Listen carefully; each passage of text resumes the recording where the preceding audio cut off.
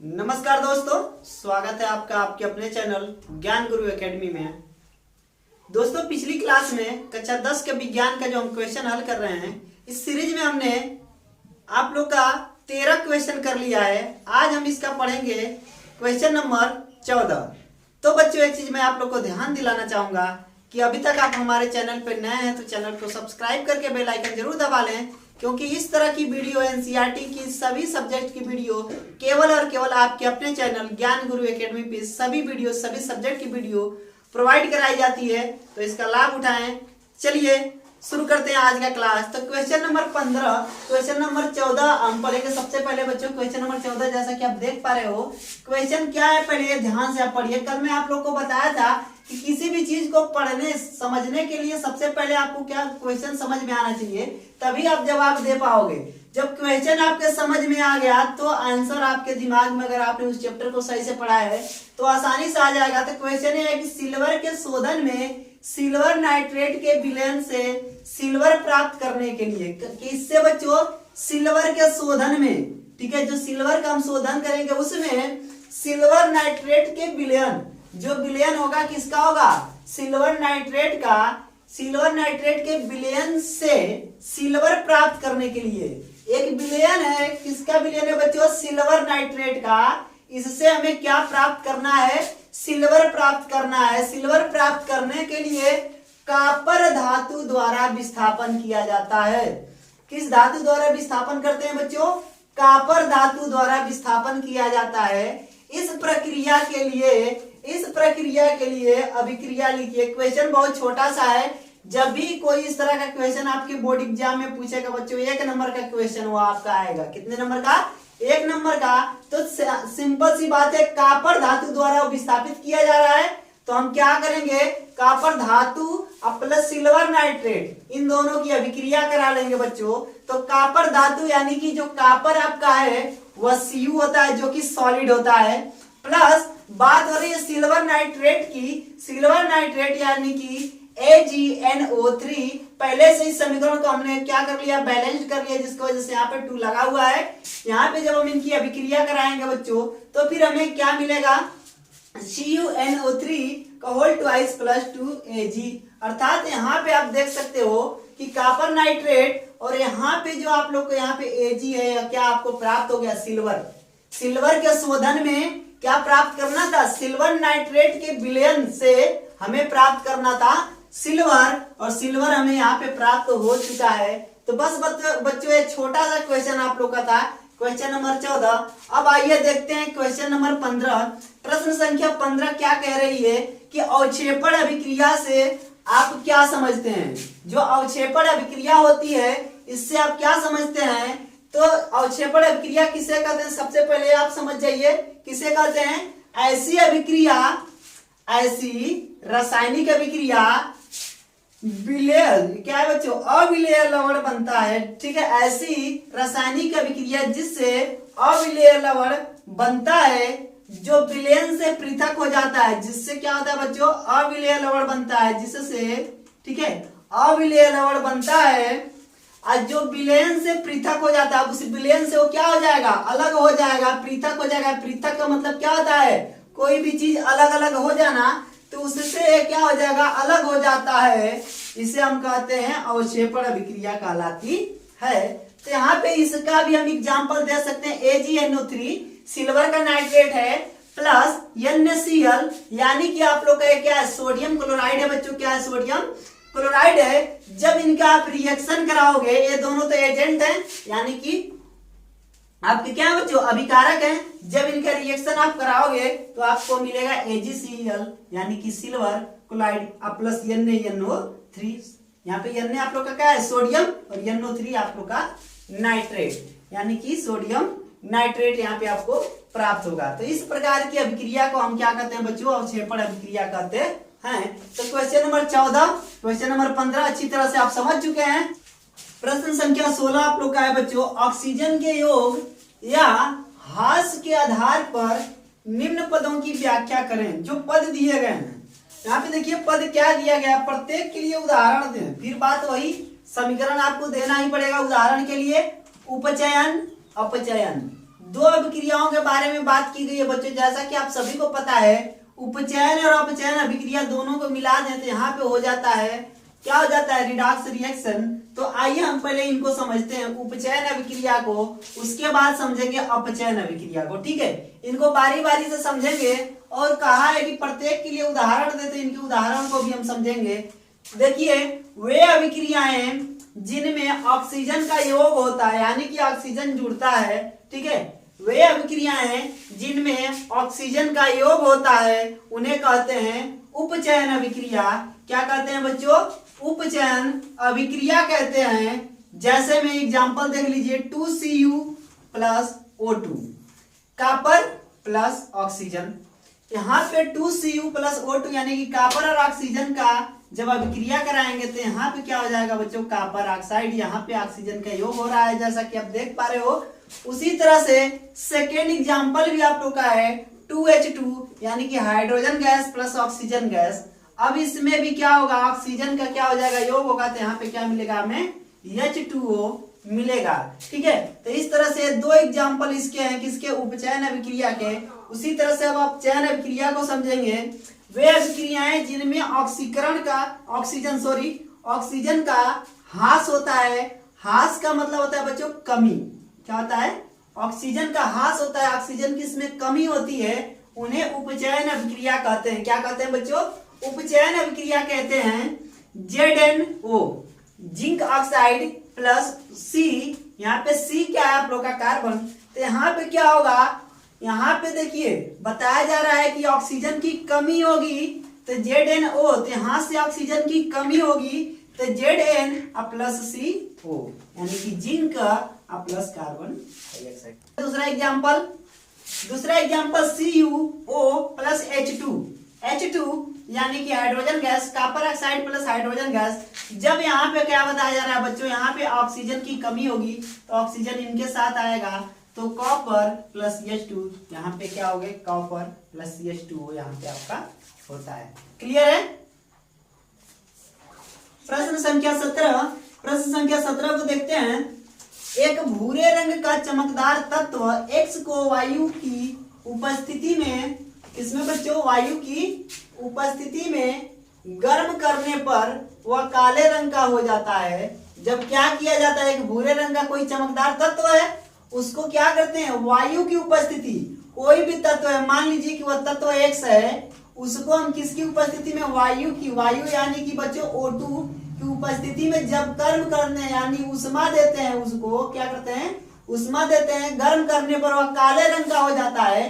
तो जो यहाँ पे हमें कोई तो मिलेगा ना, जब दो तत्वों के बीच अभिक्रिया कराई जाएगी तो हमें कोई उत्पाद तो मिलेगा, दो अभिकारक मिल रहे हैं तो हमें कोई यहाँ पे उत्पाद मिलेगा। जो उत्पाद मिल रहा है उस तत्व X और उस काले रंग जो मिले, क्या मिलेगा बच्चों, गर्म करने पर काले रंग का हो जाता है। ठीक है, यह क्या हो जाएगा, काले रंग का हो जाता है। इस तत्व X और उस काले रंग के यौगिक का नाम बताइए। जो यह तत्व X है और यहाँ पे जो यौगिक हमें मिला है काले रंग का, उन दोनों का ही नाम आपको बताना है। तो क्या है बच्चों, भूरे रंग का जो तत्व है, चमकदार भूरे रंग का जो तत्व होता है उसे हम कॉपर कहते हैं। जो X है वह क्या है, कॉपर है। तो सिंपल सी बात है, X आपका कॉपर है, अब प्लस फिर बात क्या कह रहा है, उसको वायु की उपस्थिति में, तो कॉपर को ऑक्सीजन के साथ अभिक्रिया कराएंगे तो गर्म करने पर यानी कि हीट करने पे, यहाँ पे देखिए कॉपर प्लस ऑक्सीजन यानी कि आप लोग का X है और यहाँ पे आप लोग का ये क्या है, वायु है। इनके साथ जब अभिक्रिया कराएंगे, उसमें जब आप देकर अभिक्रिया कराएंगे यहाँ पे, ठीक है, हीट करेंगे जब आप, तो आपको यहाँ भूरे रंग का तत्व प्राप्त होगा। ये आप लोग का X था, ध्यान दीजिएगा, X था। और यहाँ पे जो तत्व आपको ये प्राप्त हो रहा है भूरे रंग का कि काले रंग का, ध्यान से देखिए, काले रंग का हो जाता है। एक काले रंग का तत्व प्राप्त हो रहा है, काले रंग का। और ये जो था किस रंग का था बच्चों, भूरे रंग का था। किस रंग का था, भूरे रंग का।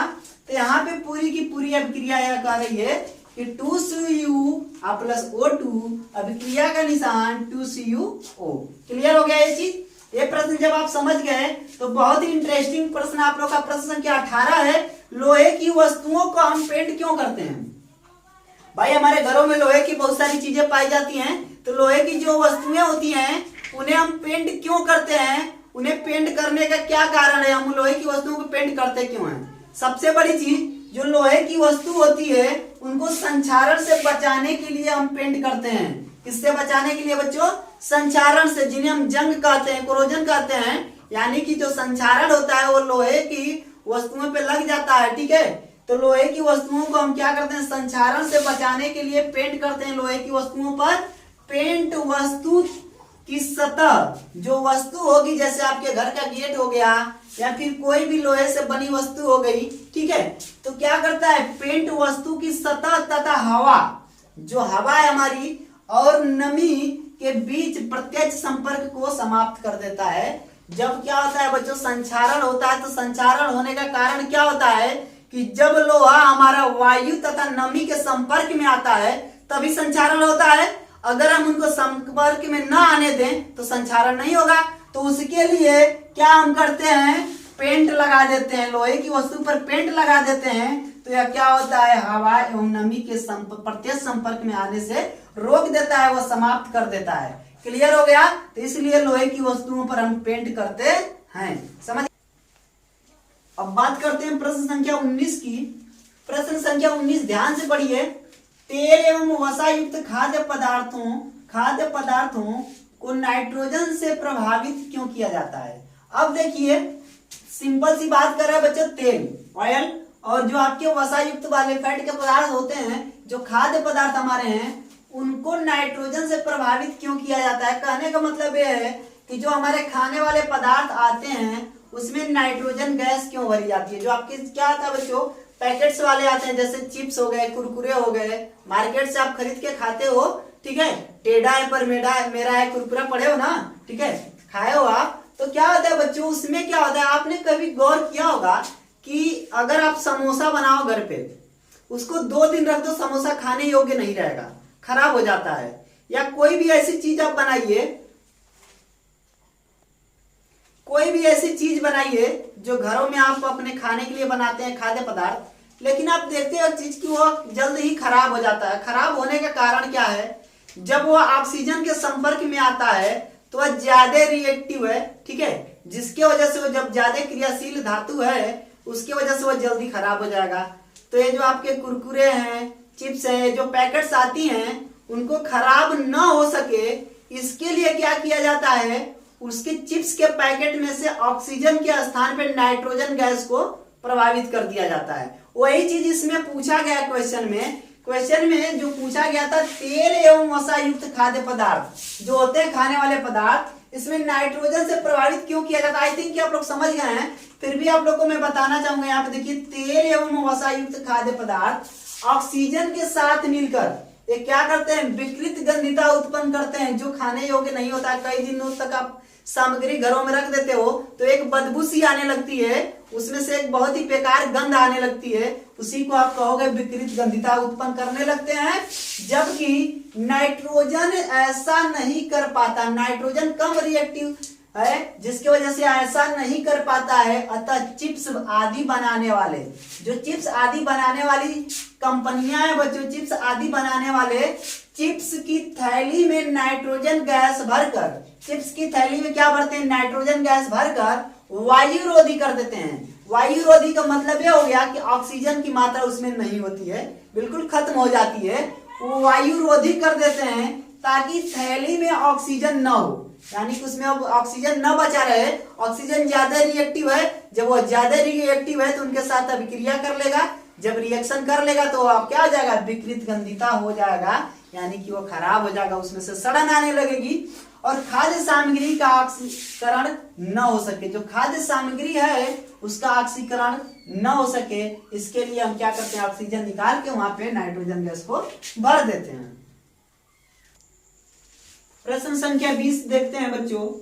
निम्न पदों का वर्णन कीजिए तथा प्रत्येक का एक एक उदाहरण दीजिए। इंपोर्टेंट क्वेश्चन है आप लोग के एग्जाम की दृष्टि से, ठीक है, तो इस क्वेश्चन को आप अच्छी तरह से तैयार कर लीजिएगा। इस क्वेश्चन का कभी भी पूछेगा बच्चों तो टिप्पणी जो होता है आप लोग का, टिप्पणी बनाकर पूछा जाएगा, ठीक है।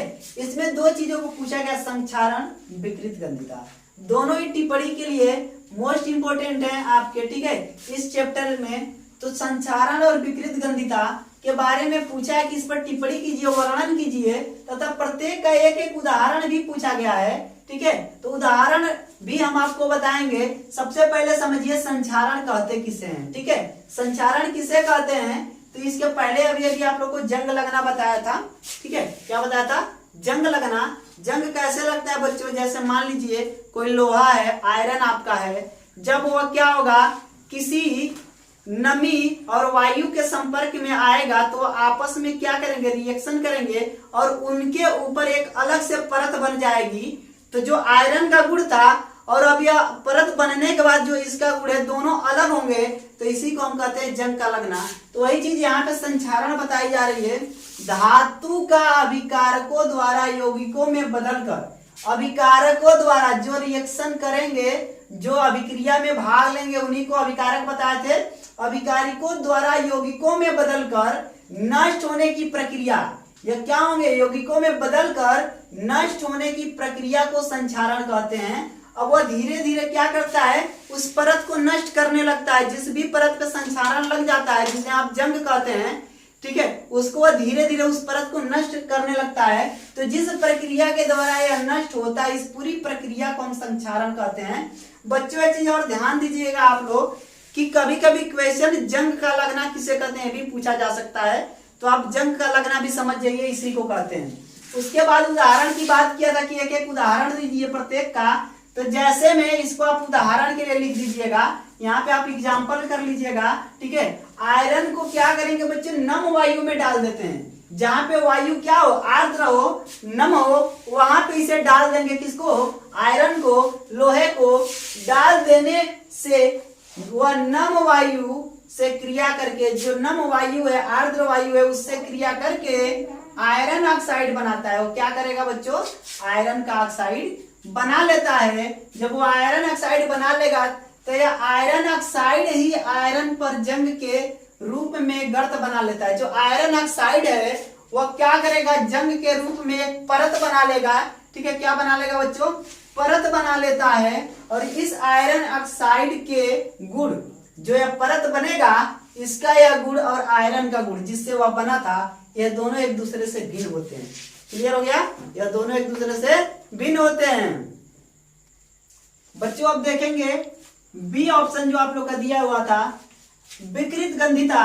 विकृत गंधिता के बारे में आप लोग को एक चीज बता दें, इसके पहले भी अभी किसी क्वेश्चन में आप लोग को बताया हूँ। अभी विकृत गंधिता क्या होता है कि जब हम कोई खाद्य सामग्री अपने घर पे बनाते हैं या फिर मार्केट से आप खरीद के लाते हो अपने घर पे और खुले में उसको जब आप छोड़ देते हो तो क्या करता है, ऑक्सीजन, हमारे इस वायुमंडल में ऑक्सीजन है, एटमॉस्फेयर में, ऑक्सीजन से क्या करता है, रिएक्शन करके वह खराब हो जाता है। उस तत्व को हम क्या, एक विशेष प्रकार की गंध उत्पन्न होने लगती है उसमें, उसी को हम विकृत गंधिता कहते हैं। तो उससे बचने के लिए, लेकिन यहाँ पे क्वेश्चन बचने से ही नहीं पूछ रहा है सीधे सीधे कि विकृत गंधिता कहते किसे हैं। तो आप अपनी भाषा में भी लिख सकते हो जो हमने बताया आप लोग को, या फिर आप अच्छी तरह से नोट्स प्रिपेयर कर रहे हो तो इस तरह से आप लिखिएगा, ऐसी प्रक्रिया जिसमें वसायुक्त तथा तैलीय खाद्य सामग्री, जिसमें वसायुक्त तथा तैलीय खाद्य सामग्री खराब होने लगती है। जो खाद्य सामग्री है वह खराब होने लगती है तथा स्वाद एवं गंध में परिवर्तन होने लगता है। उसका स्वाद भी बदलने लगे और गंध भी बदलने लगे, और स्वाद एवं गंध में परिवर्तन होने लगता है खाद्य पदार्थों का ऑक्सीजन से अभिक्रिया करके। जो खाद्य पदार्थ अभी अभी बताया हूं वह किससे अभिक्रिया करेगी, रिएक्शन करेगी, ठीक है, ऑक्सीजन से। खाद्य पदार्थ ऑक्सीजन से रिएक्शन करके, अभिक्रिया करके ऑक्सीकरण कर देते हैं। ये क्या कर देते हैं बच्चों, उसको ऑक्सीकरण कर देते हैं। तो आई थिंक आप लोग विकृत गंधिता भी समझ चुके हैं। तो यहाँ पे आप लोग का, जो आप लोग को एक चीज बता दूं बच्चों, सबसे पहले हमने शुरुआत की थी आप लोग को कहाँ से इसको पढ़ाना। चैप्टर नंबर 1 है आप लोग का, चैप्टर नंबर 1 को हमने क्या किया बच्चों, टॉपिक वाइज पढ़ाना शुरू किया है। क्या किया है, सबसे पहले आप लोग को टॉपिक वाइज पढ़ाया है, ठीक है। उसके बाद सारी थ्योरी बताने के बाद, पूरे चैप्टर की थ्योरी, इक्वेशन, समीकरण बताने के बाद हमने क्या किया, आप लोग का क्वेश्चन हल करना शुरू किया था। क्या किया था, आप लोग को क्वेश्चन हल करवाया था, page number 6, page number 11, page number 15, और आपके एक्सरसाइज अभ्यास के जो 20 प्रश्न थे, सारे प्रश्नों को आज यहाँ अभ्यास का 20वां प्रश्न भी खत्म हो गया। देख लीजिए 20वां प्रश्न है, यानी कि आपकी एनसीईआरटी की जो बुक है बच्चों, एनसीईआरटी की जो आप बुक पढ़ रहे हो, पूरी की पूरी हमने चैप्टर नंबर फर्स्ट पढ़ा दिया हुआ है, 1% भी नहीं छोड़ा है। आपके एग्जाम में कहीं से भी प्रश्न आएगा, अगर आपने हमारा क्लास लिया है पूरा अच्छी तरह से, 1 नंबर की भी गलती नहीं करके आओगे। बस मेहनत आपको करना है, रास्ता हम बता रहे हैं, रास्ते पे चलना आपको है, ठीक है। ये सारी चीज हमने बहुत अच्छी तरह से कवर कराया अपने लेक्चरों में। अगर अभी तक आप वो वीडियोज नहीं देखे हो तो बोर्ड एग्जाम की आप तैयारी कर रहे हो 2021 की, 2021 की बच्चों, तो अच्छी तरह से आपको क्या है हमारी वीडियोज देख के अपनी तैयारी करनी है, ठीक है। अपनी पूरी वीडियो देखिए, तैयारी प्रॉपर कीजिए।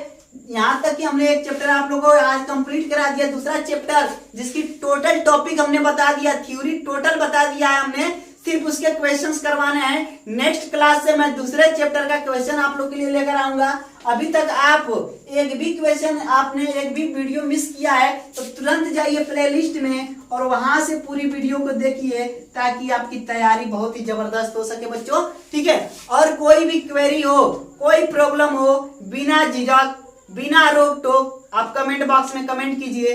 आपकी जो समस्या है उसका समाधान जरूर मिलेगा। अगर आप हमारे ऊपर विश्वास करते हैं तो सफलता आपको जरूर मिलेगी, क्योंकि एक बार आपने हमारे चैनल से पढ़ना शुरू कर दिया तो बच्चों कोई भी कंफ्यूजन है तो आप हमसे पूछिए, हम जरूर बताएंगे। और हमारा उत्तरदायित्व तो होता है कि जब आप हमारे स्टूडेंट हैं तो आपको सफलता तक हम पहुंचाते हैं। चलिए एक नए क्लास में मिलते हैं एक नई वीडियो के साथ, तब तक के लिए धन्यवाद। और अभी तक आप हमारे चैनल पे नए हैं तो चैनल को सब्सक्राइब करके बेल आइकन को जरूर दबा लें। चलिए मिलते हैं अगले क्लास में, तब तक के लिए धन्यवाद। Best of luck for your bright future.